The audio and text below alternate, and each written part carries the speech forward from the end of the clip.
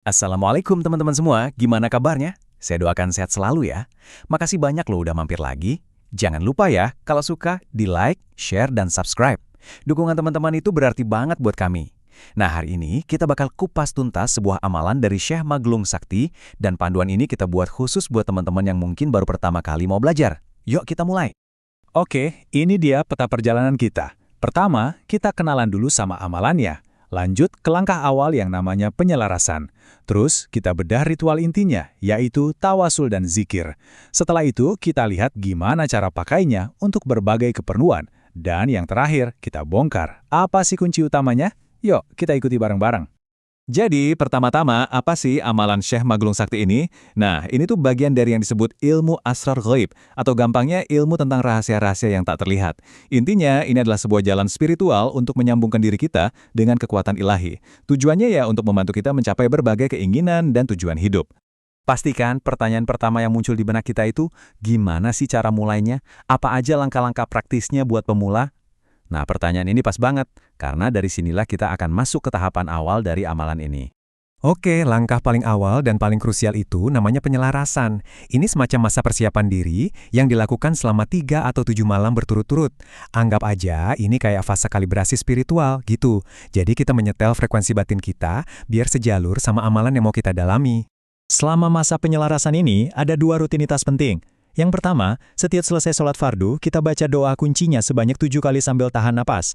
Terus, tiupkan ke telapak tangan, dan langsung usapkan ke seluruh badan. Yang kedua, pas tengah malam, kita lakuin sholat sunnah taubah dan hajat. Baru setelah itu, kita lanjut ke ritual inti yang akan kita bahas sebentar lagi. Nah, sekarang kita sampai ke jantung amalannya nih. Ritual yang dilakukan setiap malam selama masa penyelarasan. Ritual ini punya 2 bagian utama. Ada tawasul, yaitu mengirimkan doa, dan zikir, yaitu mengulang-ulang doa khusus atau wirid. Jadi, apa itu tawasul? Gampangnya gini, tawasul dalam amalan ini adalah cara kita berdoa kepada Tuhan, tapi kita menyertakan nama-nama tokoh yang sangat kita hormati, kayak para nabi dan wali sebagai wasilah atau perantara, untuk memohon berkah. Ini ibaratnya kita menyambungkan diri ke silsilah spiritual yang panjang, biar doa kita lebih kuat. Dan kepada siapa aja tawasul ini ditujukan? Wah, ini cakupannya luas banget teman-teman. Mulai dari para nabi dan rasul, para malaikat, sahabat nabi, wali songo, para syekh dan guru spiritual, sampai ke orang tua kita dan bahkan diri kita sendiri. Ini menunjukkan betapa dalamnya adab dan rasa hormat dalam amalan ini. Nah, yang teman-teman lihat di layar ini spesial banget. Ini adalah visual dari doa kunci Asma Syekh Maglung Sakti, yang diambil langsung dari naskah aslinya. Inilah doa yang jadi pusat dari wirid atau zikirnya nanti. Doa inilah yang akan kita ulang-ulang dalam ritual utama. Oke, setelah tawasul, ritualnya lanjut ke zikir. Urutannya rapi banget nih. Dimulai dengan bacaan-bacaan dasar kayak istighfar dan syahadat.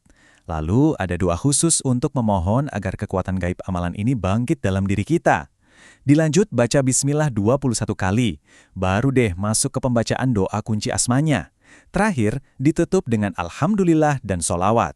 Dan angka ini menunjukkan betapa dalamnya dedikasi yang diperlukan. Doa kunci tadi itu dibacanya sebanyak 313 kali. Atau kalau sanggup bisa sampai 1000 kali setiap malam selama masa penyelarasan. Angka-angka seperti ini tuh seringkali punya makna spiritual tersendiri loh. Ini bukan sekedar hitungan, tapi soal kesungguhan hati. Nah, setelah masa penyelarasan tadi selesai, perjalanannya belum berakhir. Justru, disinilah bagian serunya dimulai. Kita bisa mulai mengaplikasikan atau menggunakan amalan ini dalam kehidupan sehari-hari untuk berbagai hajat atau tujuan-tujuan spesifik kita.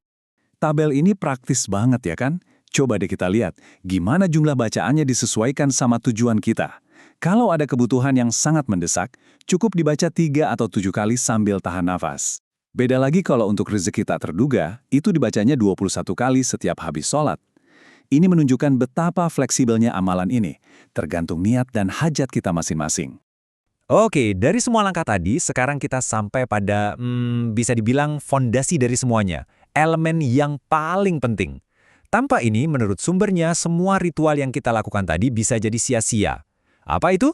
Kuncinya ada di kutipan langsung dari naskahnya ini. Dengerin baik-baik. Cara ini harus hakul yakin, tidak boleh ragu sedikit pun. Itu dia, ini adalah syarat mutlaknya. Keyakinan yang total tanpa ada keraguan sekecil apapun di dalam hati. Jadi biar lebih jelas lagi ya, yakin ini bukan cuma pelengkap, tapi syarat mutlak agar manfaat amalan ini bisa kita rasakan. Seluruh rangkaian wirid, doa, dan ritual itu harus dilandasi oleh keyakinan yang bulat dan kepasrahan total hanya kepada Tuhan. Dan sebagai penutup, saya mau ajak teman-teman merenung sedikit. Konsep hakul yakin atau keyakinan penuh ini kan kuat sekali ya. Pertanyaannya adalah, di luar konteks amalan ini, dalam kehidupan kita sehari-hari, seberapa sering sih keyakinan kita yang tanpa ragu itu benar-benar membentuk hasil akhir dari apa yang kita perjuangkan? Coba direnungkan. Terima kasih banyak sudah menyimak sampai akhir.